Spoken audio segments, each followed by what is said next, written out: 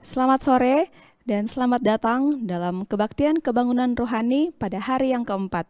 Kita mengucap syukur atas berkat Tuhan yang melimpah dalam kehidupan kita sampai pada saat ini. Pada hari ini kita akan mengikuti pembahasan firman Tuhan dengan judul persembahan yang dikehendaki Allah. Saat ini mari kita menyiapkan hati dan pikiran kita. Kita akan segera memulaikan kebaktian kebangunan rohani pada hari ini. Mari kita bernyanyi dalam lagu buka yang akan dipimpin oleh song leader. Selanjutnya akan dilanjutkan dengan doa buka oleh Dr. Triasta.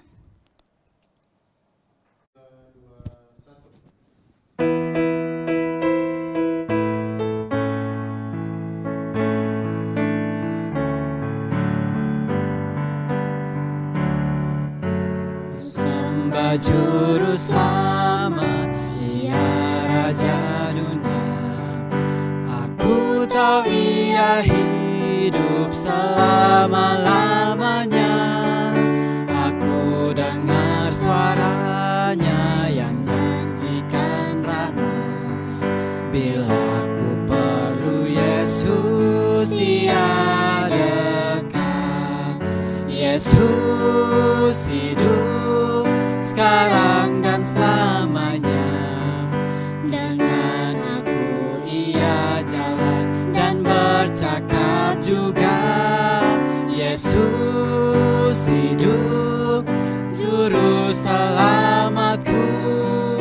Ku tahu karena Ia hidup, hidup di hatiku. Bersoraklah hai Kristen, lupakan bebanmu. Nyanyikan haleluya, pujilah Rajamu. Penolong dan harapan bagi yang cari Dia. Tiada yang mengasihi seperti Yesus. Yesus hidup sekarang dan selamanya. Dengan aku Ia jalan dan bercakap juga. Yesus hidup, Juru Selamatku. Ku tahu karena Ia hidup, hidup di hatiku.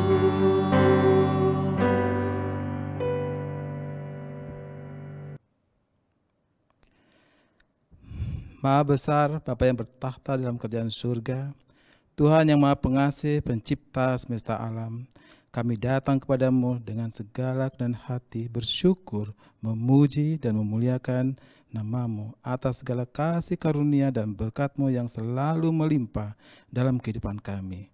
Engkau perkenankan kami saat ini untuk berkumpul saat ini dalam acara kebaktian ini, di petang ini. Bapa dalam surga, kami berdoa untuk acara KKR Kaum Awam Jemaat Rumah Sakit Advent Bandung sepanjang 1 minggu ini, dan juga pembicara serta firman yang disampaikan, biarlah menjadi berkat bagi kami semua, untuk kami dapat lebih dekat kepada Tuhan, mengerti dan memahami akan pekabaran firman Tuhan ini. Kami juga rindu berdoa bagi para pelajar Alkitab, biar mereka juga dapat berbakti bersama dan juga dapat mengerti, memahami apa yang akan disampaikan dalam kebaktian petang ini.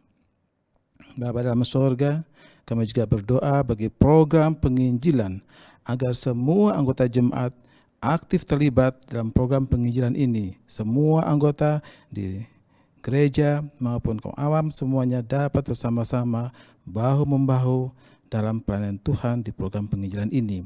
Kami juga rindu berdoa bagi jiwa-jiwa yang rindu ingin mengenal kebenaran Tuhan. Tuhan, kami siap menjadi alat-Mu, biarlah Engkau pergunakan kami sebagian kami ada untuk menjangkau mereka yang belum mengenal akan kebenaran firman Tuhan. Dimanapun kami berada di sekitar kami, di masyarakat, di sekitar kami, biarlah mereka mengenal Tuhan melalui kehidupan kami. Dan biarlah Roh Kudus menyertai kehidupan kami untuk menjadi terang dan garam dunia. Bapa dalam surga, kami juga berdoa bagi Rumah Sakit Advent Bandung, biarlah semakin menjadi mercusuar untuk pekabaran kebenaran-Mu melalui reformasi kesehatan, baik melalui pelayanan dan juga melalui pekabaran firman Tuhan. Biarlah Rumah Sakit AVN Bandung menjadi saluran berkat dalam kecurahan berkat Tuhan dalam menjamah mereka yang sakit, sehingga kami juga mendapat saluran berkat bagi mereka yang sakit untuk mereka dapat sembuh seperti sedia oleh karena kemurahan Tuhan, oleh karena belas kasihan Tuhan, dan nama Tuhan saja yang dipuji dan dimuliakan. Bapa dalam surga, kami juga berdoa bagi program Harvest 2025. Biarlah semua terpanggil untuk menjadi mitra kerja Tuhan, dan juga seluruh anggota Jemaat Rumah Sakit AVN Bandung dan keluarga semakin bersatu dan saling mendukung untuk pekerjaan Tuhan ini. Bapa dalam surga, kami juga berdoa bagi seluruh pimpinan organisasi dari mulai General Conference, divisi, uni, daerah, dan semua gembala.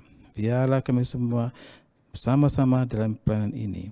Berdoa juga bagi semua anggota jemaat yang terganggu kesehatannya dan permasalahan-permasalahan kehidupannya, dalam masalah ekonomi, pergumulan-pergumulan kehidupannya. Biar Engkau tilik mereka satu persatu dan memberikan kelepasan kepada semuanya.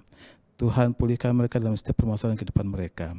Ya Bapa yang bersemayam dalam kerajaan surga, biarlah kami semua dapat mengarahkan hati dan jiwa kami ke hadirat-Mu. Biarlah Roh Kudus menguasai hati dan jiwa kami, dan untuk Ibu Melati yang akan membawakan dengan tema persembahan yang dikehendaki Allah, Tuhan berkati agar berkata-kata sesuai dengan kehendak Tuhan dan menjadi berkat bagi kami semua umat-Mu ya Tuhan.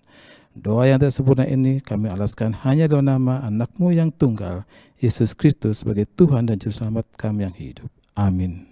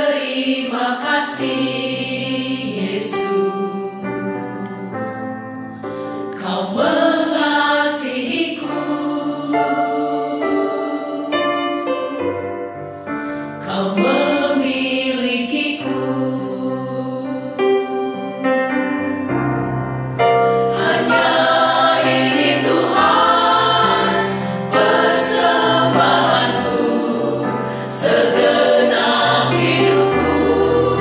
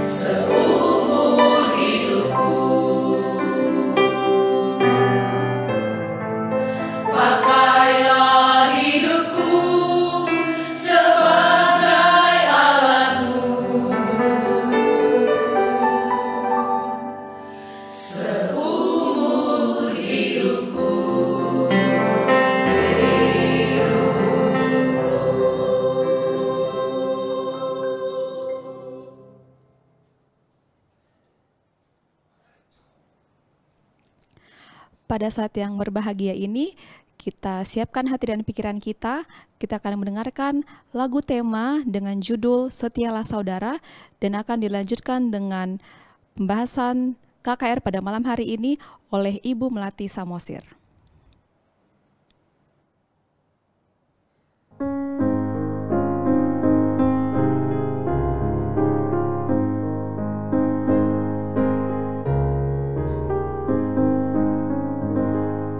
Setialah saudara, Yesus kan datang, yang telah lama kita tunggu. Segera kita masuk ke rumah mulia, nyanyikan lagu kemenangan.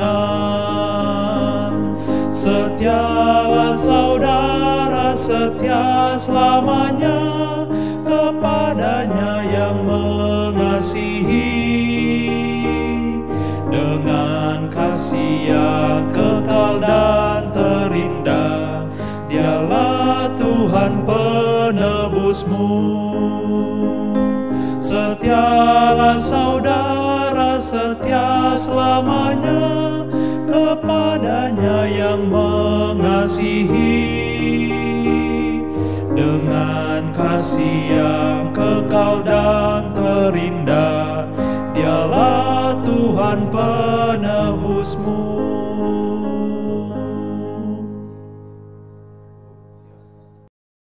Salam, salam sejahtera, salam sukacita kepada kita semua. Bapak Ibu, Jemaat Rumah Sakit Advent Bandung, beserta tamu-tamu yang diberkati Tuhan.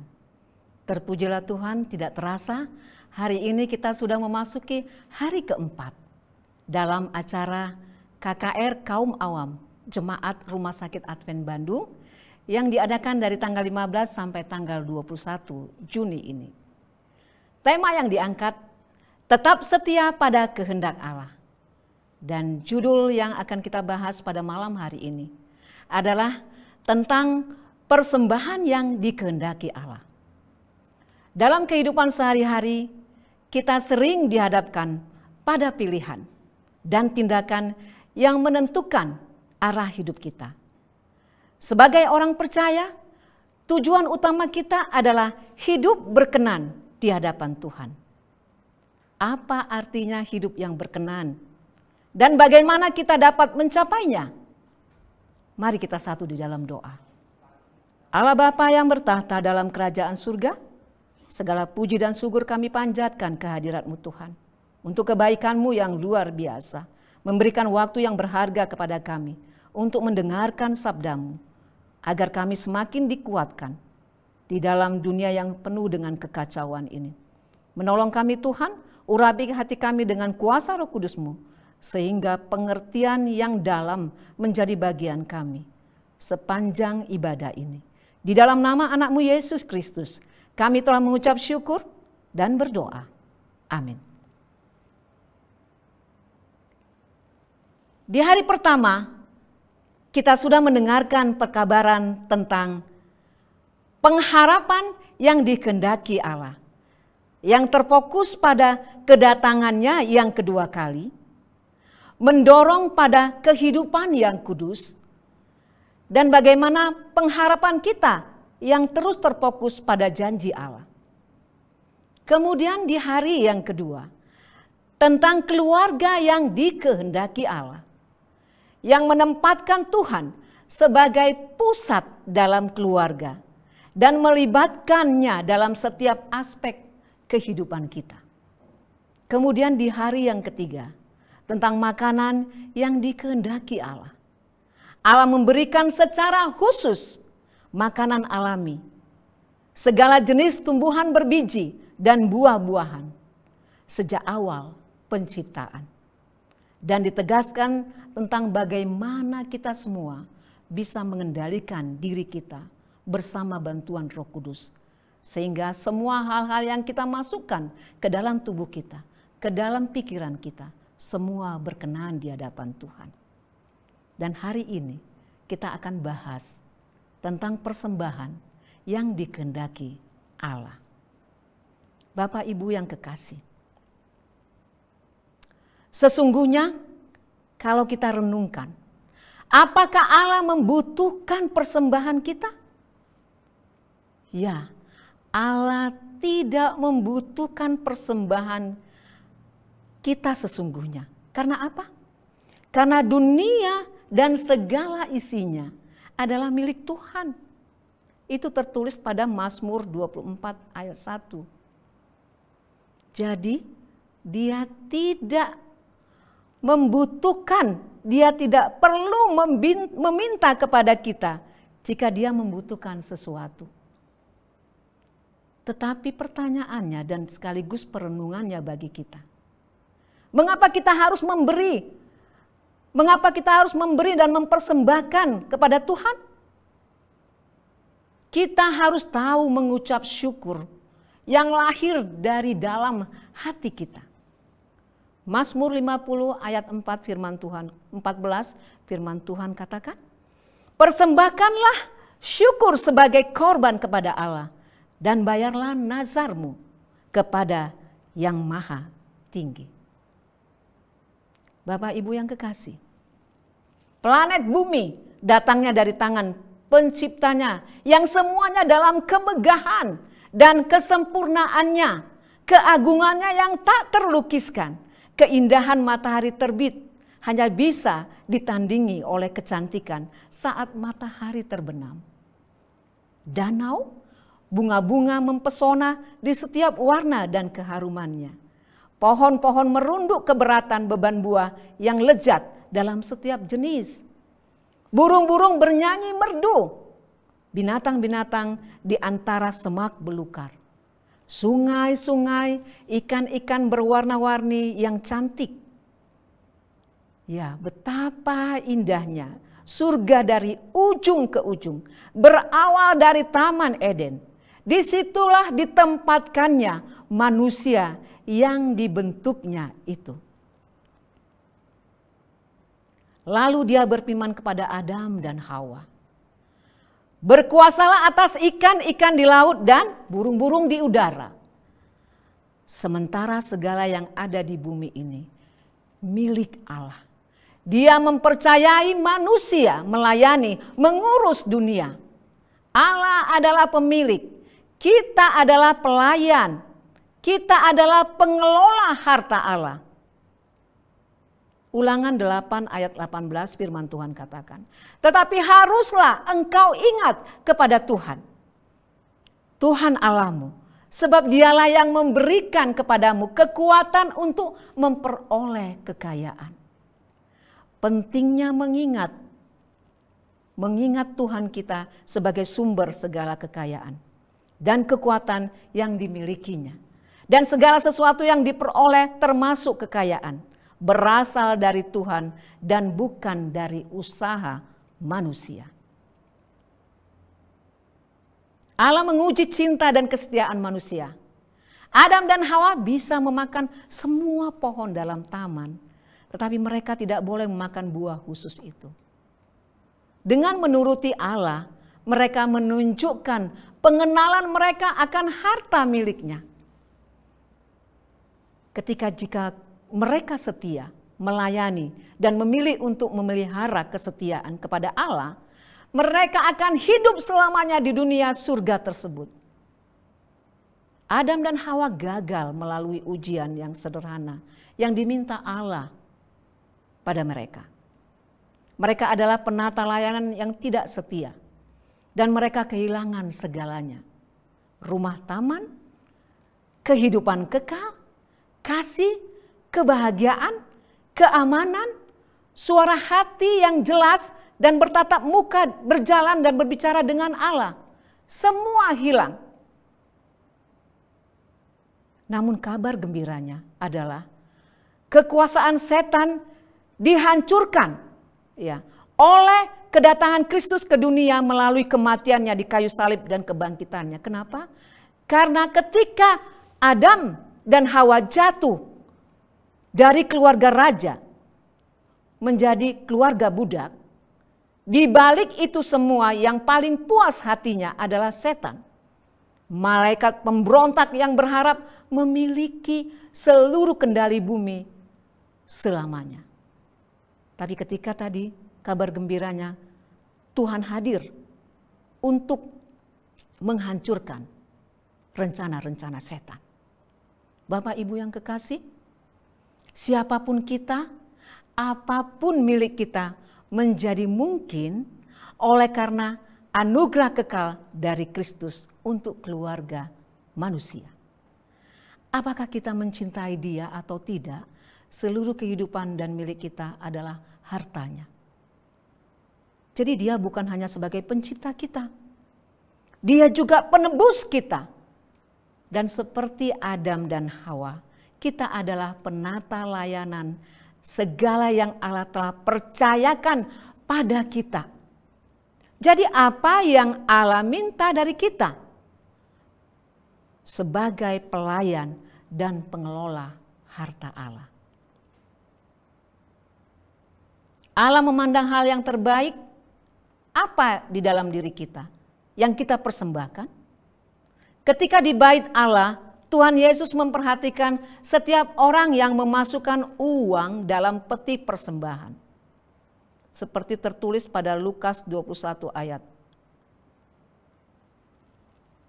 4. Sebab mereka semua memberi persembahannya dari kelimpahannya. Tetapi janda ini memberi dari kekurangannya. Bahkan ia memberi seluruh nafkahnya.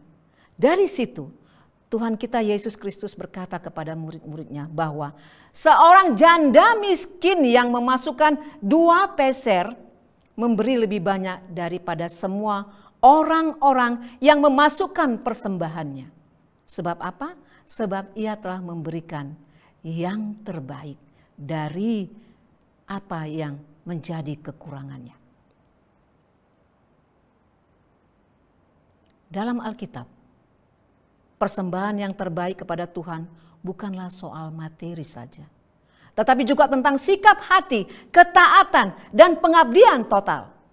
Pelajaran penting mengutamakan Tuhan serta tidak menjadikan alasan kemiskinan sebagai alasan untuk tidak memberi atau berbagi. Dan ini menunjukkan imannya dan ketergantungannya pada Tuhan. Mengapa ada persembahan yang dikenan Tuhan dan ada persembahan yang tidak dikenan Tuhan? Bila kita mencermati apa yang baru saja menjadi pertanyaan bagi kita semua saat ini. Ketika dikatakan ada pemberian yang dikenan Tuhan dan ada juga pemberian yang tidak dikenan Tuhan. Tentang hal tersebut sudah dicatat dalam Alkitab. Paling awal yaitu kitab Kejadian yang membahas tentang persembahan kepada Tuhan yang dipersembahkan oleh Kain dan Habel. Tentunya kita semua sudah familiar dengan kisah tersebut yang berujung kepada pembunuhan sehingga menyebabkan kematian Habel. Pemicunya ialah persembahan Kain tidak diterima oleh Tuhan, sedangkan persembahan Habel diterima oleh Tuhan. Sekali lagi, jawabannya adalah pada sikap hati dan iman kita. Jadi kuncinya ada pada niat dan motivasi kita di dalam mempersembahkan sesuatu ke mezbah Tuhan. Sikap hati kita terhadap Tuhan sangat penting dan iman kita di dalam Yesus Kristus menentukan perkenanan Tuhan atas persembahan yang kita bawa ke mezbah Tuhan. Bagaimana prinsip persembahan yang dikenan atau berkenan kepada Tuhan itu? Pertama, persembahan itu bukan sumbangan. Jadi sekali lagi kita harus mengingat bahwa persembahan itu bukan sumbangan. Persembahan itu sebagai korban ucapan syukur kepada Tuhan, bukan kepada manusia. Ketika kita menganggap memberi persembahan itu adalah sumbangan, maka kita akan memberi dengan asal-asalan. Karena banyak orang memberi uang yang paling buruk dan sudah tidak layak diberikan kepada manusia, orang memilih itu untuk memberi atau untuk dipersembahkan kepada Tuhan. Jadi kita diingatkan, ketika ini kita lakukan sama halnya kita menista Tuhan. Pada Malaikat 1 ayat 10 firman Tuhan katakan, sekiranya ada di antara kamu yang mau menutup pintu supaya jangan kamu menyalakan api di mezbahku dengan percuma, aku tidak suka kepada kamu. Ya. Supaya itu jangan kita lakukan. Dan kata Tuhan, aku tidak suka kepada kamu, firman Tuhan semesta alam, dan aku tidak berkenan menerima persembahan dari tanganmu. Tuhan lebih memilih tidak ada ibadah daripada ibadah yang dilakukan asal-asalan dan tidak tulus, sehingga engkau tidak mendapat apa-apa dari Tuhan. Mari kita renungkan pernyataan ini, firman Tuhan ini. Persembahan itu harus dihususkan, harus dipisahkan dan beri yang terbaik dari seluruh uangmu. Jangan yang paling buruk. Sekali lagi firman Tuhan katakan, Mazmur 5 ayat 4. Tuhan, pada waktu pagi engkau mendengar seruanku, pada waktu pagi aku mengatur persembahan bagimu dan aku menunggu-nunggu. Daud tahu memberi persembahan yang terbaik dengan mempersiapkannya terlebih dahulu. Bukan asal-asalan, dan Daud tahu persis bahwa Allah berkenan akan persembahannya. Jadi janganlah kita memberi dengan asal-asalan dan menganggapnya sebagai sumbangan ketika mempersembahkan suatu persembahan, karena persembahan adalah ucapan syukur kita kepada Tuhan. Yang kedua, persembahan itu bukan sogokan. Ada orang-orang yang melakukan money laundry untuk menutupi kejahatannya dengan mempersembahkan uang hasil ketidakjujuran. Orang tersebut menyumbang ke gereja untuk melunakkan hati Tuhan dan membersihkan namanya dari dosa akibat melanggar firman Tuhan. Seperti yang dilakukan oleh Saul dalam 1 Samuel 15. Yang intinya Saul mencari hormat dan tidak taat kepada perintah Tuhan untuk menumpas seluruh orang Amalek.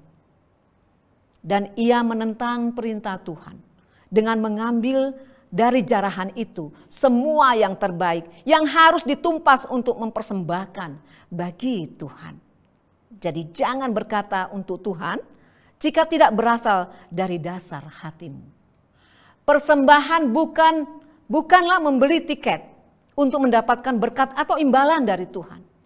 Tuhan tidak bisa disogok dengan persembahan karena berkat Tuhan diberikan berdasarkan kasih karunia-Nya, bukan berdasarkan jumlah yang kita berikan. Pada Korintus 9 ayat 7 firman Tuhan katakan, hendaklah masing-masing memberikan menurut kerelaan hatinya. Jangan sedih hati atau karena paksaan, sebab Allah mengasihi orang yang memberi dengan sukacita. Bapak Ibu yang kekasih. Yang ketiga, persembahan jangan dijadikan alat pelipat gandaan. Ayat yang sering dipakai pada Lukas 6 ayat 38 dan Malaikat 3 ayat 10. Yang intinya, janganlah saudara memberi persembahan sebagai alat pelipat gandaan. Jika itu menjadikan motivasi kita, maka engkau tidak akan memperoleh apa-apa. Persembahan adalah sikap hati dan motivasi. Tuhan tidak melihat jumlah, tetapi jika engkau memiliki penghasilan besar dan engkau mempersembahkan kepada Tuhan dengan nilai yang sangat kecil, bukankah itu tergolong orang kikir? Memberi jangan karena kasihan, tetapi harus memiliki belas kasihan. Jadi Tuhan melihat motivasi kita dan sikap kita. Sikap hati kita itu terus diulangi. Memberi itu sifat Allah. Jadi manusia harus melatih diri untuk dapat memberi. Dan jangan kita melihat kondisi ketika kita mau memberi. Karena engkau tidak akan pernah dapat memberi kepada orang lain atau kepada Tuhan. Persembahan bukan transaksi bisnis dengan Tuhan, dengan harapan kita mendapat lebih banyak. Korban syukur bukan hanya uang, tetapi tubuh sebagai persembahan, ibadah sejati, yaitu memberikan hidup kita, hidup yang benar. Mazmur 50 ayat 23a. Siapa yang mempersembahkan syukur sebagai korban, ia memuliakan aku. Sekali lagi, jadi dengan memberi persembahan, kita memuliakan nama Tuhan. Mana yang jauh lebih baik? Mempersembahkan uang persembahan atau mempersembahkan tubuh yang kudus kepada Tuhan? Bapak Ibu yang kekasih, meskipun ini adalah dua hal yang berbeda, persembahan uang memiliki peran penting dalam mendukung pekerjaan gereja dan pelayanan kasih.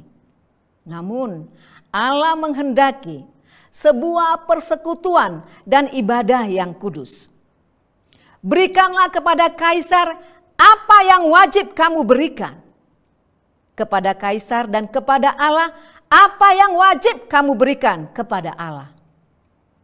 Karena keduanya milik Allah. Kehidupan kita berasal dari Allah.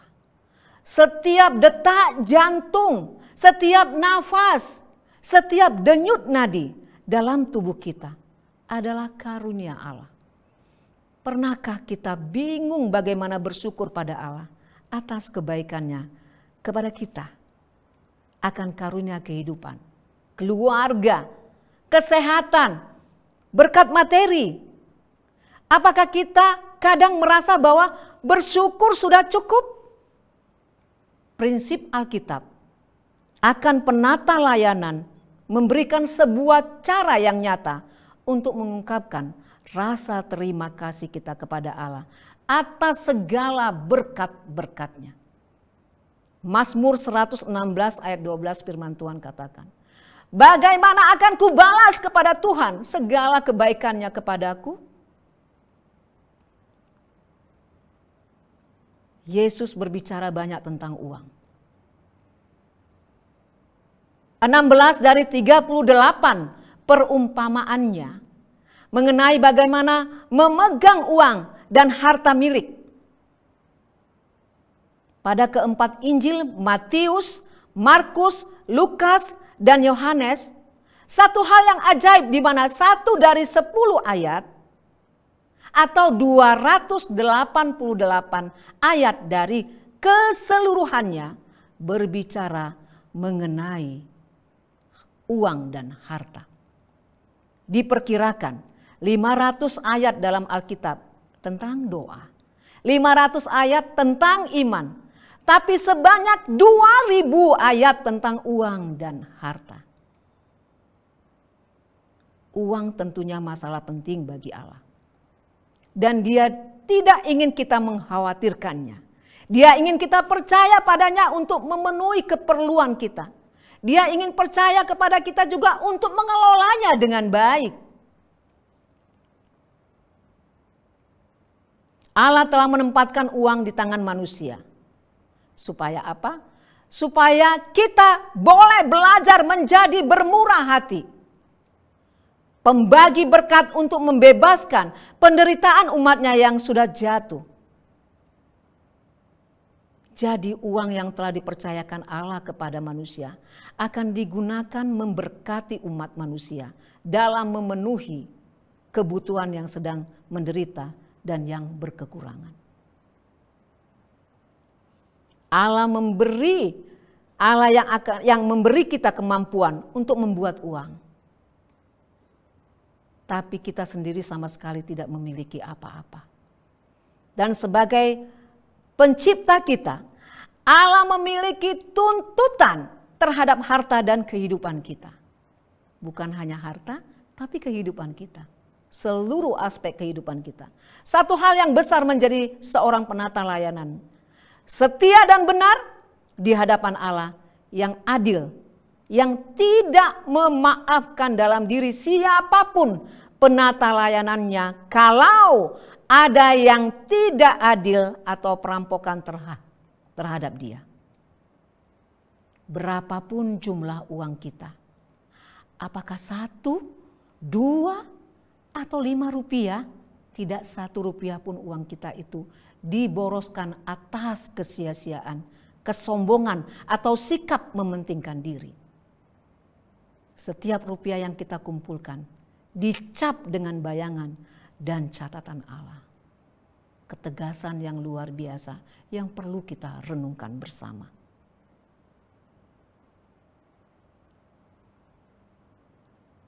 Sekali lagi, ini menjadi satu peringatan kepada kita semua, Bapak Ibu yang kekasih. Rencana Allah untuk keuangan pekerjaannya di bumi adalah sederhana dan indah.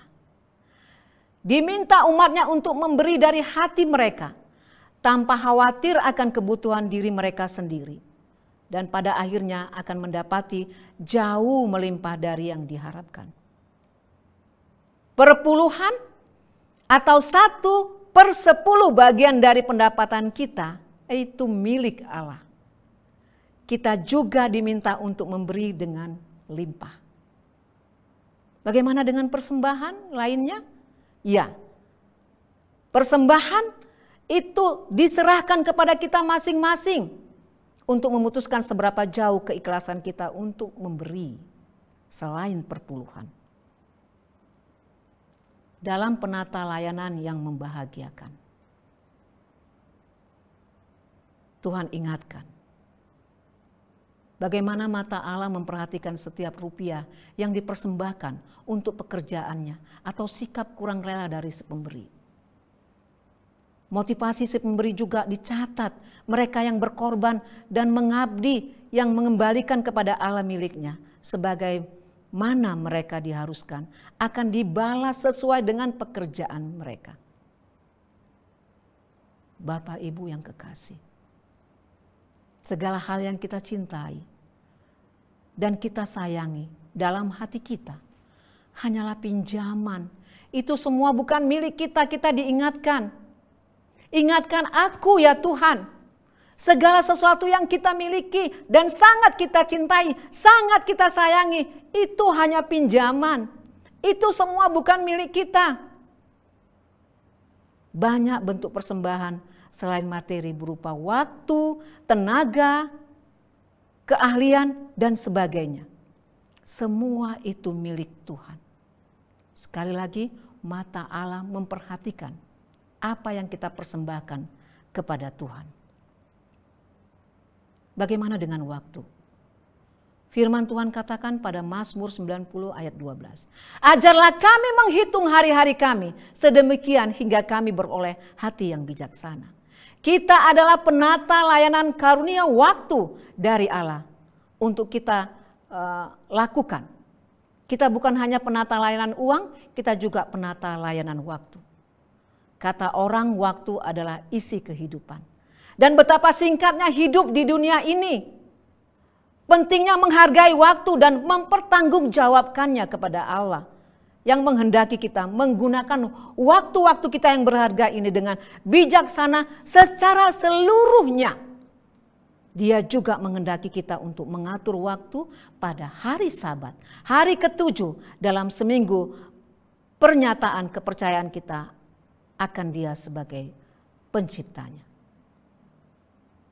Bagaimana dengan karunia dan talenta yang Tuhan berikan kepada kita? Kita adalah penata layanan karunia talenta dari Allah. Talenta apakah yang secara khusus yang harus kita pertanggungjawabkan sebagai penata layanan Allah? Kadang-kadang kita katakan saya tidak memiliki talenta apapun. Kata talenta biasanya berarti itu bakat Bapak Ibu. Kemampuan alami. Contohnya bernyanyi, bermain musik, melukis, menjahit, menulis, atau memimpin. Ini dimintakan kepada kita untuk kita kelola dengan baik. Talenta-talenta kita ketika kita tidak gunakan untuk hal-hal yang tidak berkenan kepada Tuhan. Atau kita gunakan untuk mendapat pujian dari orang. Atau untuk mendapatkan balas jasa dari Allah. Tuhan tidak berkehendak hal yang seperti itu. Talenta-talenta itu dipinjamkan kepada kita untuk menjadi saluran berkat bagi orang lain. Ini adalah panggilan untuk setiap orang yang percaya. Bapak Ibu yang kekasih, segala yang kita miliki adalah karunia dari Allah. Kehidupan kita adalah karunia dari Allah. Kesehatan kita adalah karunia dari Allah. Setiap nafas yang kita hirup adalah karunia dari Allah. Makanan yang kita makan, pakaian yang kita pakai, rumah tempat kita tinggal adalah karunia Allah. Saat kita mengembalikannya pada Allah, kita mengatakan, terima kasih ya Tuhan atas karuniamu kepadaku. Ajarlah aku untuk menempatkan-Mu yang pertama dalam segala rencana keuanganku, rencana kehidupanku. Itulah yang menjadi doa dan pengharapan kita. Ya, mempersembahkan diri sebagai korban yang hidup. Persembahan terbaik bukan hanya berupa harta, tetapi juga kehidupan kita sendiri. Rasul Paulus menasihatkan, karena itu saudara-saudara, demi kemurahan Allah, aku menasihatkan kamu, supaya kamu mempersembahkan tubuhmu sebagai persembahan yang hidup, yang kudus, yang berkenan kepada Allah. Itu adalah ibadahmu yang sejati. Roma 12 ayat 1. Ini berarti kita dipanggil untuk hidup kudus, taat, dan melayani Tuhan dengan seluruh keberadaan kita. Ini menunjukkan bahwa betapa suci dan kudusnya persekutuan kita dengan Allah. Ibadah dan persekutuan kita dengan Allah tidak boleh dibuat main-main. Ia menghendaki ibadah yang benar. Ini menjadi perenungan kita sebagai orang-orang percaya. Apakah selama ini kita menghargai kesucian dan kekudusan dalam beribadah? Jika Allah itu kudus dan suci, maka kita juga harus merawat dan menjaga tubuh dan hati kita. Firman Tuhan mengatakan bahwa tubuh kita adalah bait Allah.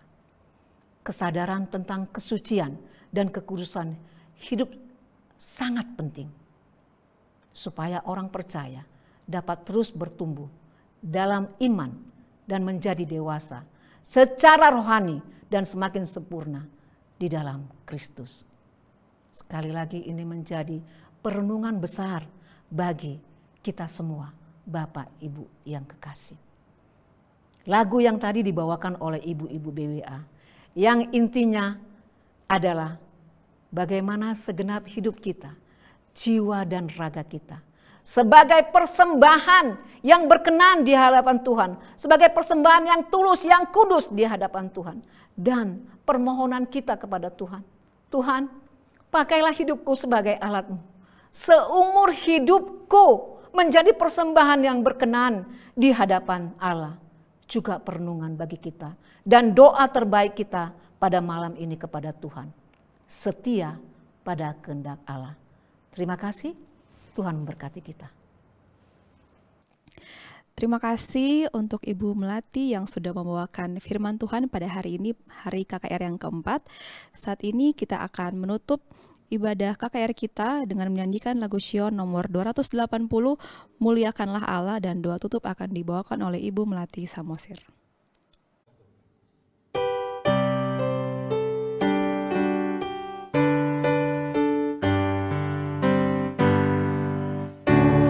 Muliakan Allah, agung karyanya, karena kasih-Nya diberikan putranya, korbankan nyawanya bagi manusia.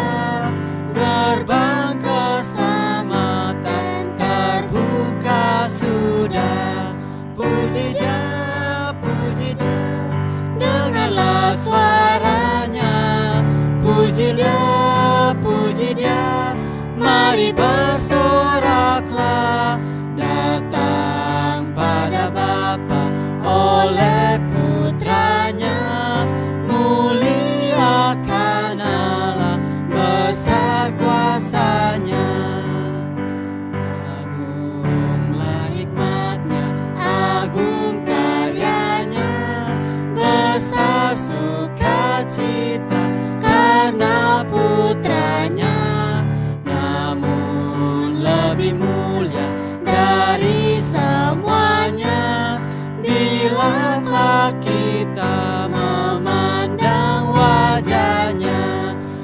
puji dia, dengarlah suaranya. Puji dia, mari bersoraklah, datang pada Bapa oleh putranya, muliakan Allah, besar kuasanya.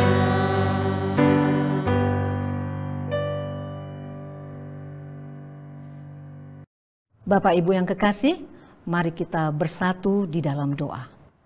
Allah Bapa yang bertahta dalam kerajaan surga, sungguh kami bersyukur, berterima kasih untuk rahmat dan kasih-Mu yang begitu besar. Terima kasih Tuhan untuk penyertaan Tuhan sepanjang ibadah kami malam hari ini.